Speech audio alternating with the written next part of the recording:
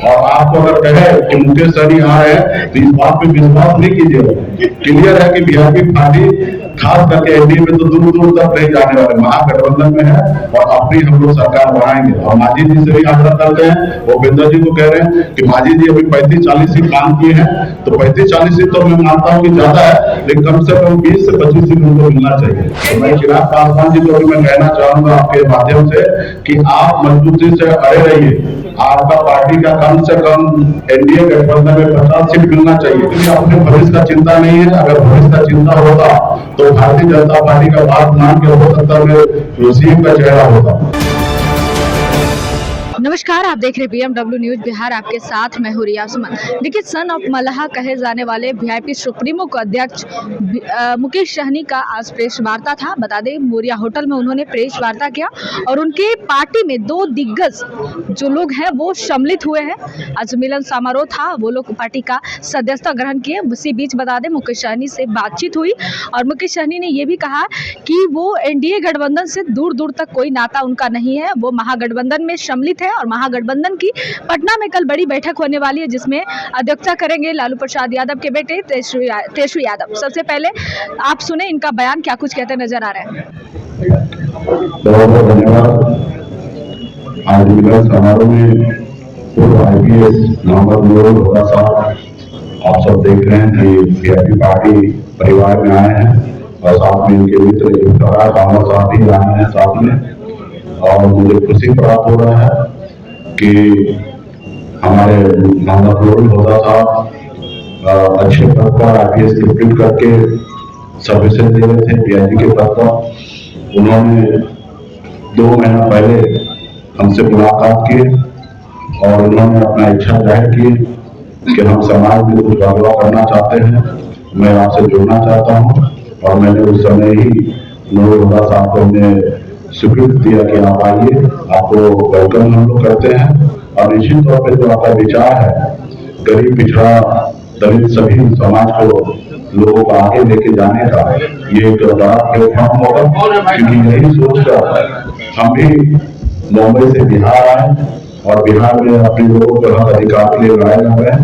उसी तरीके से आप भी आइए और हमारे हाथ को मजबूत कीजिए। और फिर उन्होंने हमसे कुछ समय मांगा और एक गवर्नमेंट का एक जो प्रक्रिया है उन्होंने पूरा किए और अपने इस्तीफा दिए। और उसके बाद अभी जब आ रहे बिहार में तो एक समय सेट हुआ कि आप वीआईपी परिवार में आए हैं, मैं स्वागत करता हूं। और निश्चित तौर पर इनके आने से एक बड़ा मैसेज, एक बड़ा संदेश वीआईपी पार्टी पूरे देश में दे रही है कि हम सभी जाति सभी धर्म के लोग हमारे साथ हैं। अब सब लोग हमें निषाद समाज से कनेक्ट करते हैं। ये बात सही है कि बिहार में निषाद समाज मजबूती से वीआईपी पार्टी को अपना घर परिवार समझते हैं, लेकिन इसमें अन्य समाज के लोग हैं। हमारे जैसे बीके सिंह जी हैं, ये भी दिल्ली के रिटायर्ड कमिश्नर रहे हैं, हमारे देव ज्योति जी हैं। तो अभी पार्टी में बहुत सारे सभी जाति धर्म के लोग पार्टी में आ रहे हैं और इससे हमारी पार्टी भविष्य में आगे हम लोग बढ़ेंगे।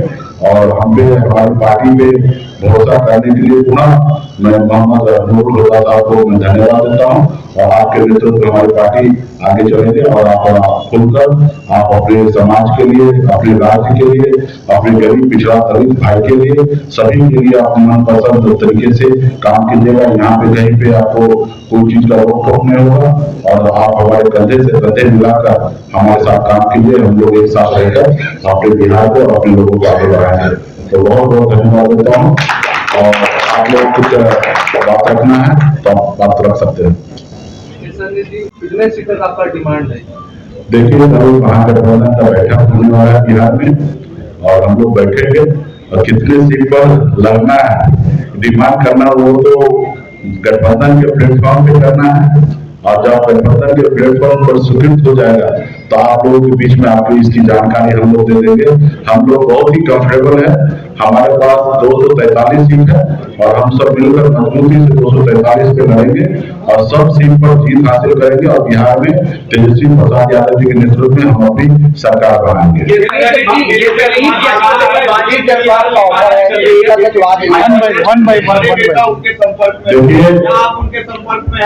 देखिए, हम भी सुने हैं भारतीय जनता पार्टी पहले से ही परसेप्शन बढ़ाते हैं, वो पहले से ही वो अपने आप को कमजोर समझते हैं। उनको पता है कि मेरे नैया पार नहीं लगने वाला है 2020-25 में। ये नैया को अगर कोई पार लगा सकता तो सनम अल्लाह ही पार लगा सकते। तो इसलिए वो लोग हमारी इंतजार कर रहा है।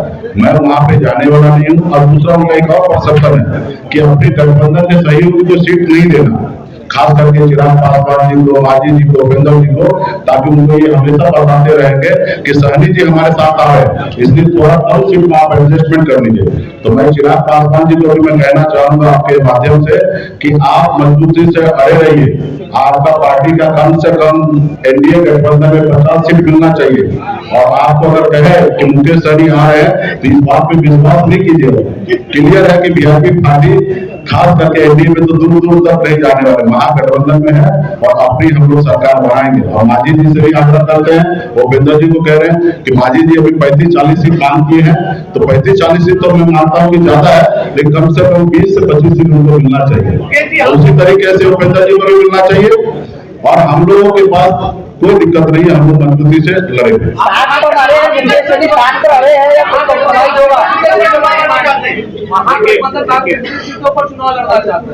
देखिए, महागठबंधन में जितने भी सीट पर लड़ेंगे हम लोग सब मिलकर बैठकर डिसीजन ले लेंगे और हम कंफर्टेबल रहेंगे। और आपने देखा पिछले बार हमने राष्ट्रीय कार्यकारिणी का जब हमारा बैठक हुआ था, हमने अपने पार्टी के लिए एजेंडा सेट किया कि भविष्य में हमारी पार्टी 60 सीट पर चुनाव लड़े। उसी तरीके से भारतीय जनता पार्टी का भी एजेंडा होता है, जो बिहार में आके जेपी नड्डा साहब ने कहा कि देश की जितनी भी क्षेत्रीय पार्टी है उसको हम खत्म करेंगे। तो सब अपने अपने पार्टी के लिए एक रोड मैप बनाते हैं, उसी तरीके से हमने बनाया है। और वो भी उस सीट में 2-4 सीट कम हो या ज्यादा, उससे कोई फर्क नहीं पड़ेगा।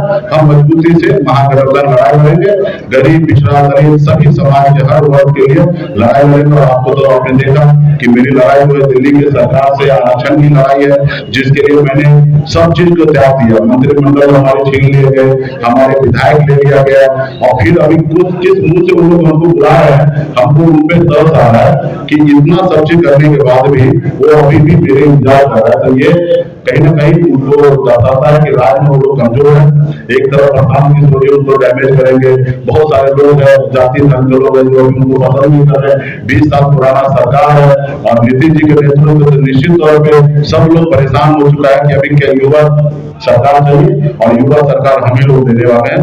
तो इसलिए मजबूती से महागठबंधन में हम लोग सरकार बनाएंगे। कल की जो बैठक होगी वो इम्पोर्टेंट होगी आपके भविष्य के बारे में भी, क्योंकि मुख्यमंत्री का चेहरा हमारे भविष्य का लिए छोड़ दीजिए, नहीं डिप्टी सीएम का भी चेहरा तय होगा। हम लोगों के लिए अपने भविष्य का चिंता नहीं है। अगर भविष्य का चिंता होता तो भारतीय जनता पार्टी का बात मान के हो सकता है सीएम का चेहरा होता, लेकिन हम अपने भविष्य का चिंता नहीं करते। हम अपने विधायक को तोड़वा लिए, पार्टी तोड़वा लिए, हम मंत्रिमंडल से बाहर निकल गए। हमारी फिक्र जो है सिर्फ बिहार का हर युवा, हर किसान, हर मजदूर का फिक्र है कि अपने राज्य को छोड़कर दूसरे राज्य में उसको जाना ना पड़े, अपने राज्य में काम करे, यही हमारी फिक्र है।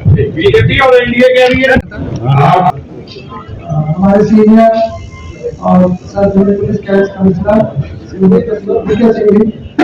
हमारे भाई श्री अफ्तार अहमद, आप सभी लोग, मैं आज इस अवसर पे आप सबका आभार व्यक्त करता हूँ और आपसे प्रॉमिस करता हूँ कि मैं झूठ नहीं बोलूँगा, लेकिन आप शायद मानेंगे नहीं।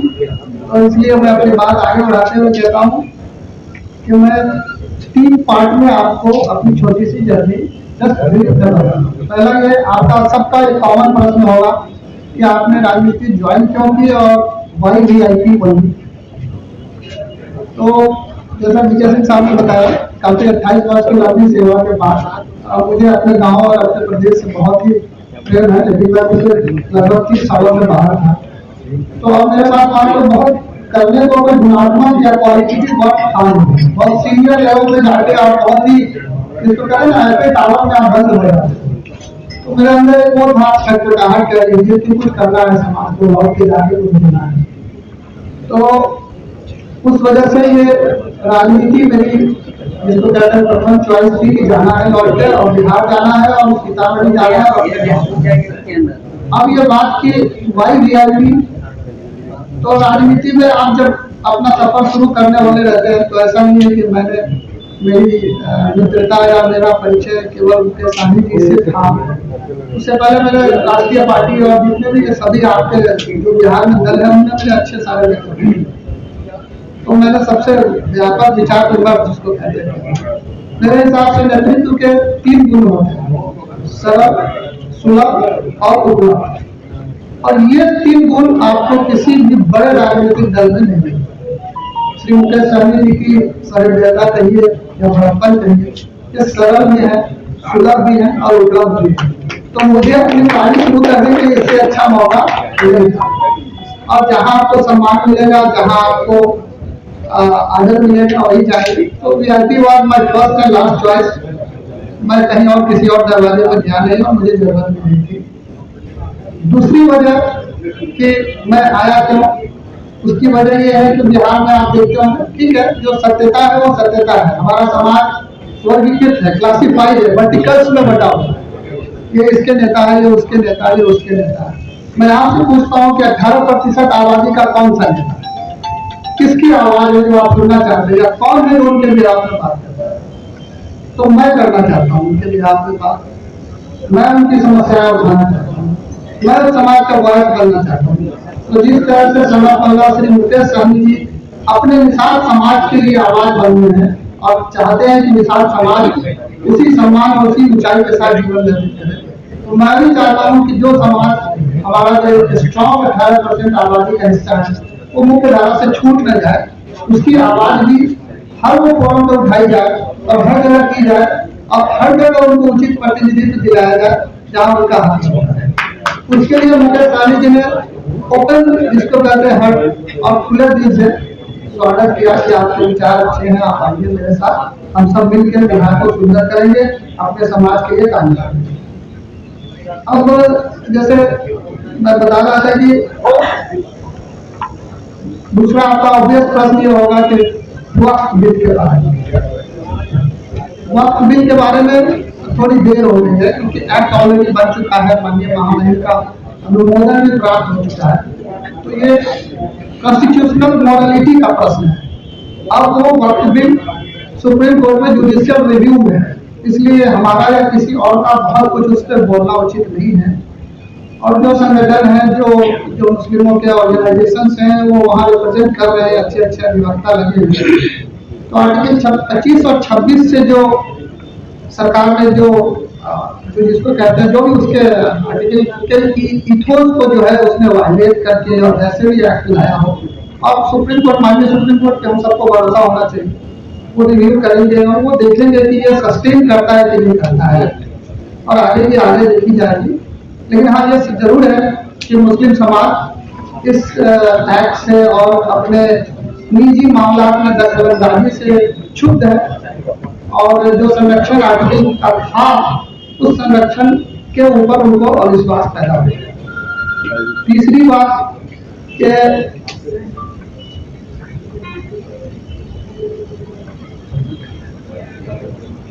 जो बीजेपी, जो हमारी मुख्य विपक्षी पार्टी है, वो आप देख रहे हैं पिछले कुछ दिनों में मादा और पसमादा की पॉलिटिक्स कर रहे हैं। मादा मतलब पहले वो महिलाओं के लिए ट्रिपल तलाक, और ट्रिपल तलाक के बाद कितने जो है मुसलमान पति जेल गए और कितनी महिला बहनों को न्याय मिला। इस बात का सरकार को सोशल ऑडिट कराना चाहिए, क्योंकि वो एक्ट बने हुए टाइम हो गया। और अब जो है सरकार, सभी सरकार के मंत्री संतरी सभी मुक्त कंठ से कह रहे हैं कि वो पसमादा का कल्याण करेंगे।